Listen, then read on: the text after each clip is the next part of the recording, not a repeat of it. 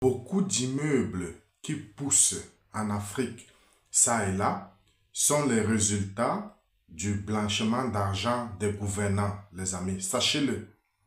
Parce que quand vous allez en Afrique de nos jours, dans les grandes villes, vous allez voir les immeubles qui poussent comme des champignons, les amis. Et quand vous vous interrogez, mais à qui appartiennent ces immeubles? On vous dit, ces immeubles appartiennent aux benguistes ou alors aux gens de la diaspora. Mais quand tu vis dans la diaspora et que tu analyses un peu le mode opératoire, le mode de fonctionnement de la diaspora, voilà ce qu'elle fait, tu t'en rends compte que il est impossible pour quelqu'un de la diaspora de construire les immeubles en Afrique aussi vite. Parce que font les Africains de la diaspora, les amis? Les Africains de la diaspora ne sont pas, pour la plupart, ne sont pas des entrepreneurs. Voilà, ça c'est d'un. De deux, ce sont des salariés. Alors, pour la plupart, ce sont des gens qui font des petits métiers. Vous voyez un peu. Donc, ils ont un salaire base, normal. Ils touchent le SMIC. Vous voyez un peu. Mais comment quelqu'un qui touche le SMIC peut construire un immeuble aussi vite?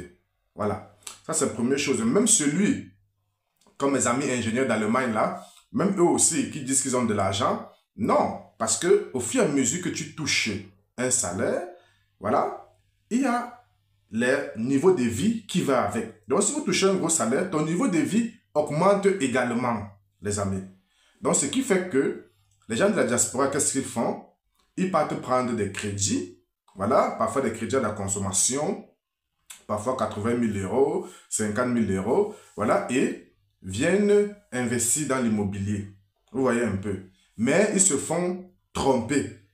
Parce que, regardez comment ça fonctionne. Vous savez, les gouvernants des pays africains, là, parce que ce sont des voleurs, vous voyez un peu, ils volent de l'argent. Avant, ils volaient de l'argent, ils venaient investir en Europe, ils venaient acheter des immeubles, des appartements en Europe et tout. Mais avec le fait de ce qui s'est passé avec le fils du président équato-guinéen, Théodore Obiangema, voilà, vous allez voir que la France a saisi ses biens. Vous voyez? Et ça a jeté un peu une frayeur dans le ventre de ces gouvernants bandits en Afrique. Vous voyez un peu? Ce qui fait qu'ils ont adopté une autre stratégie. Ils ont de l'argent qu'ils ne peuvent pas déposer en banque. Ils contactent un frère de la diaspora, par exemple. Il vous dit que bon, il y a un deal à faire. Tu vas venir faire comme si c'est toi qui construis l'immeuble là. Et voilà, on va se partager les gains. Et c'est pour cela que vous allez voir, quelqu'un va venir de la diaspora construire l'immeuble, vous allez croire que c'est son argent. Alors qu'en réalité, ce n'est pas son argent, les amis. En réalité, c'est l'argent d'un gouvernant qui a volé de l'argent là, qu'il est juste en train de blanchir. Vous voyez? Et c'est comme ça qu'on va vous dire, il va venir de temps en temps là, regarder le chantier et tout. Vous allez croire que c'est son argent. Et maintenant, votre famille va vous mettre la pression que, mais regarde, toi là, tu as fait 10 ans en euros, 20 ans, 25 ans, tu n'as pas ton immeuble. Alors que je vois les gens de la diaspora là, qui viennent des États-Unis partout, ils sont en train de construire des immeubles. Pourtant, ce n'est pas leur argent, c'est l'argent du blanchiment d'argent des gouvernants qui sont là, qui volent et n'ont pas où garder de l'argent. Voilà, donc ça c'est le mode opératoire qu'ils utilisent. Voilà. Deuxième chose, deuxième mode opératoire, c'est qu'ils utilisent des influenceurs et influenceuses que vous pouvez voir partout là sur la toile. Vous voyez que quelqu'un te dit qu'il est influenceur, parce que influenceur, c'est pas un métier, déjà. Voilà. Quelqu'un te dit qu'il est influenceur, je ne sais pas quel salaire il a, je ne sais pas qui les paye. Du coup, du jour au lendemain, cette personne est en train de monter des immeubles de gauche à droite. Cette personne est en train de construire des boutiques de gauche à droite. Vous vous demandez que, mais, influenceur là, ça paye combien? Vous voyez? Qui vous paye? Vous voyez un peu? Pourtant, c'est le résultat du blanchiment d'argent. Vous voyez qu'il y a des gouvernants derrière eux, voilà, qui les financent, qui les donnent de l'argent, voilà, et ces gens construisent des immeubles comme ça en cascade, du jour au lendemain, et ça pousse tellement vite, ça pousse vite comme des champignons, les amis. Voilà, vous êtes largués, et votre famille dit, mais regarde, toi tu es là, tu ne fais rien, alors qu'il y a certaines personnes qui construisent des immeubles. Qu'est-ce que toi tu fais? On vous fout une pression comme ça, voilà, alors que c'est ce mécanisme-là que ces gens utilisent pour pouvoir construire leurs propres immeubles. Donc, quand vous partez en Afrique, là, les immeubles qui poussent là, tous les immeubles qui poussent là, appartiennent aux mêmes personnes. Même si vous voyez des personnes différentes qui font semblant comme si c'est leur chantier, mais ces gouvernants-là, ces bandits-là, passent dans la nuit vérifier l'avancement de leur immeuble. Vous voyez un peu, passent contrôler. Donc, ne vous laissez pas berner par la construction tout azimut et rapide des immeubles en Afrique. Ne vous mettez pas la pression. Allez pas à pas. Identifiez un business qui marche.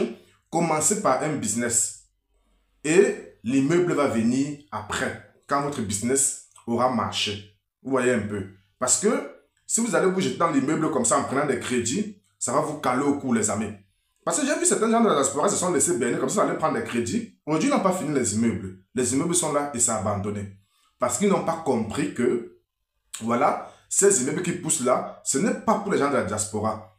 Pour la plupart, c'est pour les gens du pays. C'est pour les gens, c'est pour les gouvernants africains qui sont là. Et qui utilisent juste ça pour blanchir leur argent. Et si vous ne comprenez pas ça, c'est tant pis pour vous, les amis. Donc, vigilance, prudence, les amis. Parce que, voilà, diaspora, c'est pas que tu gagnes 20 000 euros, 30 000 euros le mois. Même si tu gagnais ça, il y a le niveau de vie qui augmente, les amis. Tu as des charges et tout. Donc, c'est impossible pour la diaspora africaine, les amis. Donc, détrompez-vous. Je vous exhorte à commencer petit. Identifiez plutôt des business, les amis. Parce que oui, il y a des business qui marchent bien en Afrique. Dès que vous les identifiez, voilà, vous pouvez pas à pas construire l'immeuble. Par contre, les gens de la diaspora qui prennent des crédits là, ils mettent parfois 15 ans, 20 ans pour finir leur immeuble, les amis. Ce n'est pas aussi autant rapide qu'on le voit sur le terrain en Afrique, les amis. Donc, évitez ça. Sachez que ces immeubles qui poussent là, c'est le résultat des blanchiments d'argent. Ne vous laissez plus berner, les amis. Portez-vous bien.